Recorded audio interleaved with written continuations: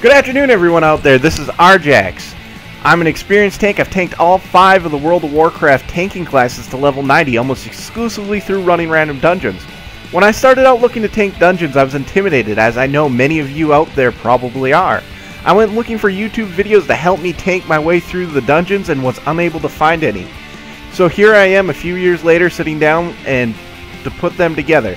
I hope you enjoy, and if you have any input on them or a better way to run the dungeon as a tank, please comment below and let me know. So this dungeon's pretty straightforward. There's 3 bosses. You can actually skip 2 of them and go directly to the boss. In this video I'm not going to do that. I'm just going to go through the standard layout of how I run them.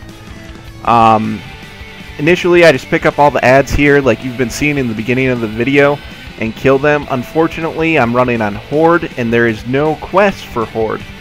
So as you see, we're going to kill the ads, and the first boss is directly behind me, depending on how you want to look at the boss layout. But the first boss I'm going to pick up is directly behind me. It appears that one of the DPSs ran into a side room looking for quests and got himself killed and aggroed all the ads. So I went back and I picked those up. And so it's pretty straightforward. Heals is going to run back and res him. So I'm going to wait around for the heals to res the DPS that made that little mistake. And then I'm going to jump into this boss room and pick up all the ads without aggroing the boss.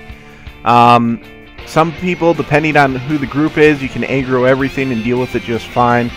I like to play things a little bit safer as a tank and make sure that my healer and myself can take care of everything without causing a wipe for the group. It's very important for you to know where your healer's at and how much heals he can put out for you so that you don't overexert yourself and him and end up causing the party to wipe.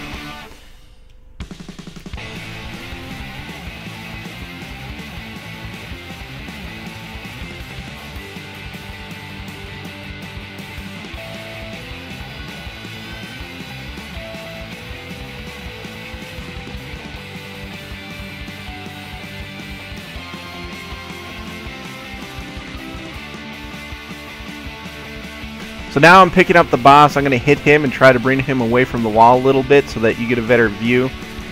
Like in my other videos, I've mentioned that you should put the boss's back to the wall.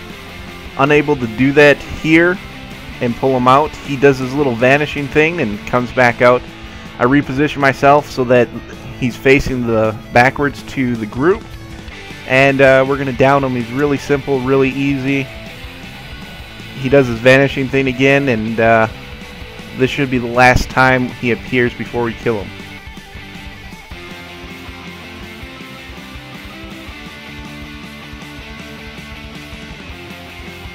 Now here I go to the left or the right, depending on how you want to look at it. I don't want to skip this boss, because if you skip the boss, then you're not going to be able to get the group to come back after you kill the last boss and everybody gets their end of dungeon rewards.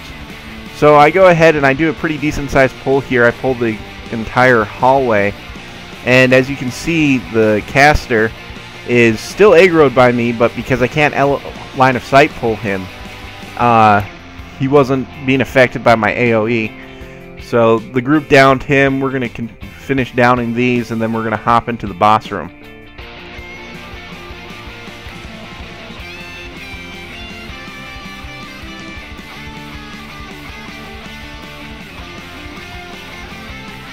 So just like before, I'm trying to pick up all the ads without pulling the boss.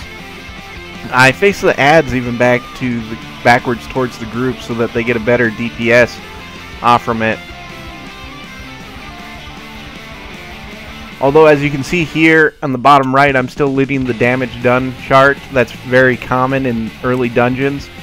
Tanks overperform, and DPS is just getting to know their rotations. So here I am. I'm going to pull the boss. I taunted him towards me so that I didn't accidentally aggro the ads behind him. Faced him backwards toward the group, and now we're just going to go DPS him down. Fairly easy, fairly simple.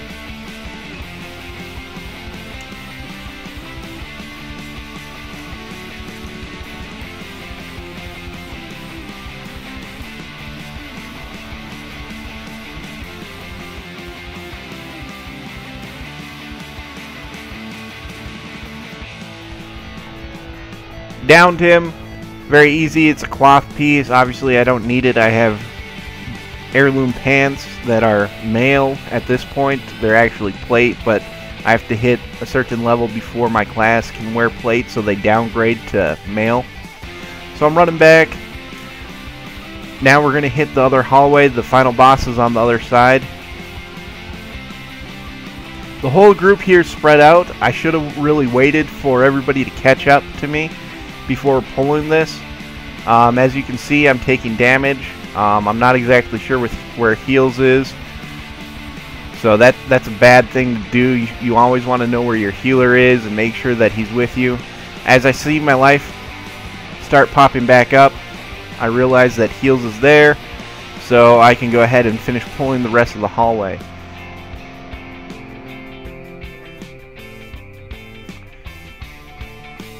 So I go back here to pick up these ads. They were still aggroed on me, but there isn't a way to LOS them. I guess I could pull into a room, but I just end up pulling more ads that way. So I'm going to down him, and then going to come back over here to the other shaman and kill him. They're healers for the ads, so they're doing healing on the ads, so it's always good to kill them first.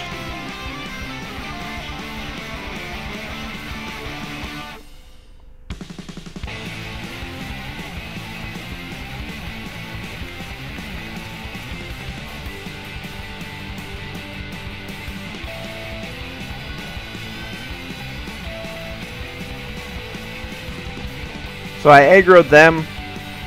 Just like before, I want to make sure that I don't pull the boss and overexert us. It's a very easy dungeon. I'd hate to wipe on it. Killing the shamans first. As you can see here, I'm targeting them mainly because they're healing the other ads, which is just going to take longer for this dungeon to complete.